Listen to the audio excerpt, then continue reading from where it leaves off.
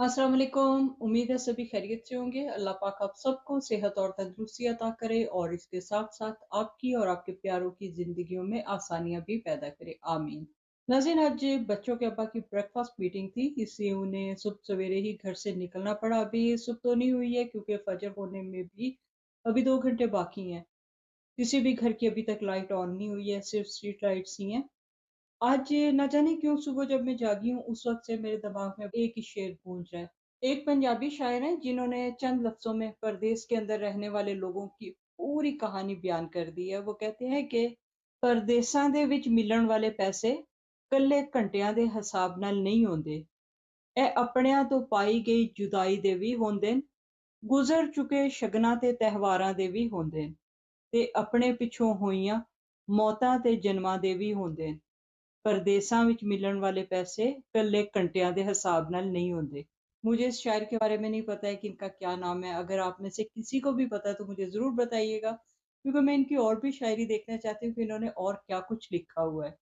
अक्सर सुनते थे कि हर मुश्किल के बाद आसानी है। इस बात की समझ हमें अब सही तरह आई है जब खुद हमारे साथ ऐसे हालात पैदा हुए।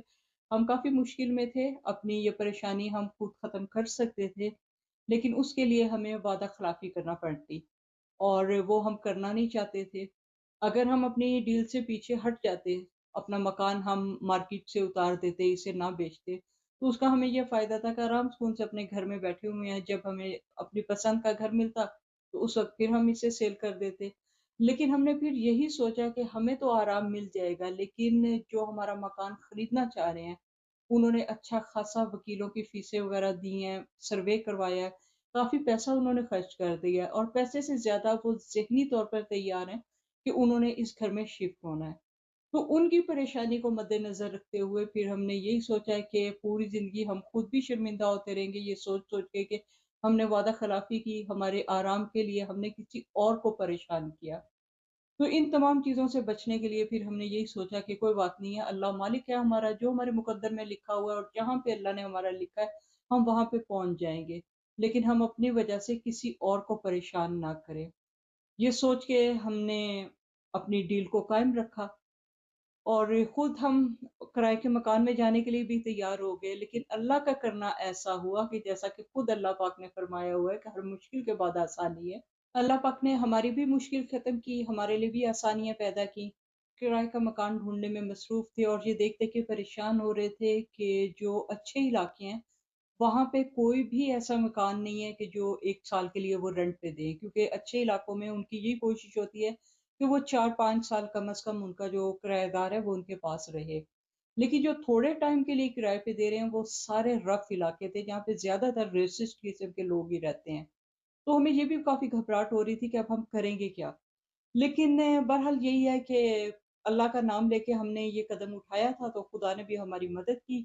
हमें एक मकान बहुत पसंद आया था, हमने उस पे ऑफ़र भी की थी, लेकिन उसके मालिक ने किसी और के साथ थे उसकी डील कर ली। तो कल हमें अचानक ही एस्टेट एजेंट का फ़ोन आया, उसने कहा कि वो मकान जो है उसका बायर ड्रॉप आउट हो गया। तो जो मालिक मकान है वो काफ़ी ज़्यादा मुश्किल में आ गया है क्योंकि उसकी आधी फैमिली कहीं और शिफ्ट हो चुकी है। वो सिर्फ़ अकेले यहाँ पे इस मकान को बेचने का ही इंतज़ार कर रहे थे। तो अब ऐन टाइम पे जब तमाम उनके काम मुकम्मल हो चुके थे, उस वक़्त उनका बायर ड्रॉप आउट हो गया। तो अगर हम उसमें दिलचस्पी लेते हैं, तो वो हमें बेचने के लिए तैयार है। हम तो बहुत खुश हुए कि अल्लाह पाक ने कैसी हमारी मुराद पूरी की। बच्चों के अब्बा ने फ़ौरी तौर पे सर्वे बुक किया और वकील से भी राब्ता किया ताकि मकान खरीदने का जो प्रोसीजर है, वो जल्द से जल्द शुरू किया जाए। अब ऐसा है कि ये हमारा घर हमने अगले 2-3 दिनों में खाली करना है। नया घर लेने में अभी कुछ हफ़्ते लग जाएँगे, तो इस दौरान हमने कहाँ जाना है? हमारे घर का सामान किधर होगा? हम खुद कहाँ पे रहेंगे? ये तमाम बातें जानने के लिए आपने हमारी अगली वीडियो ज़रूर देखनी है। तो अब इजाज़त दीजिए, इंशाअल्लाह आपके साथ दोबारा फिर मुलाकात होगी। अपना ख़्याल रखिएगा। अल्लाह हाफ़िज़।